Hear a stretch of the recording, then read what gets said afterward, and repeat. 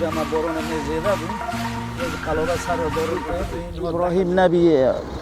ابن مصطفى امریا گنده بوز که جورن چید کنه درجی ر مابین حیثیتی حتی 1200 متره چیزی فیضان کاشت کنه جره راتی نه ریما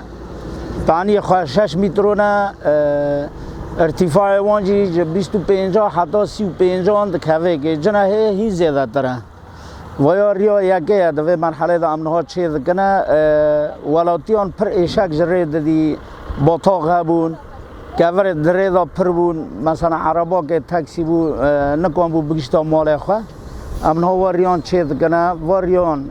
1200 متر حیثیت دا 1200 متر ام ایزنا خواده و آلیکاری و ریوبری میجور وانجی آلیکاری در فت دامه ام واریانا چید کن ام وانجی گلک سپاس کن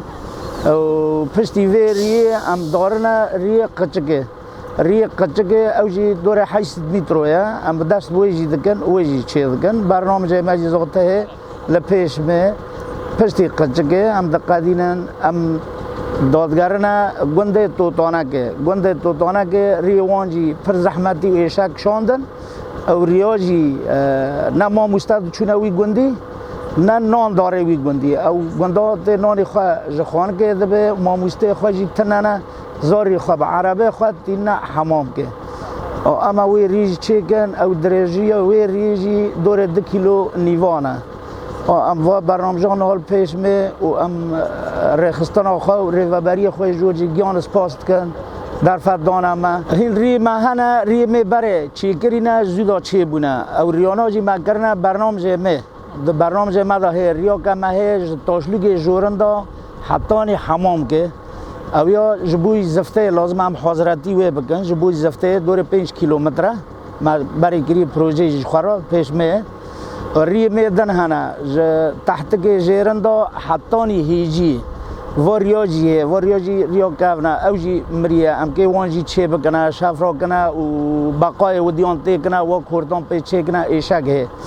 و ری بیر عمر حرد بیر عمرها اوج پروژه می لپیش می ام وانجی که چه کنه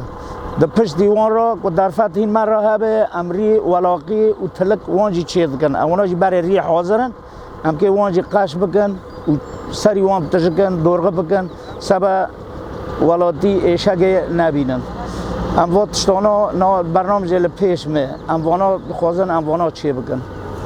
حاضراتی من هاش ویرا هی ام آلیتی می بلدی جی و 13 ماه انشالله و اوجی تقلا جمع به ور جمع ام کار خواه بکن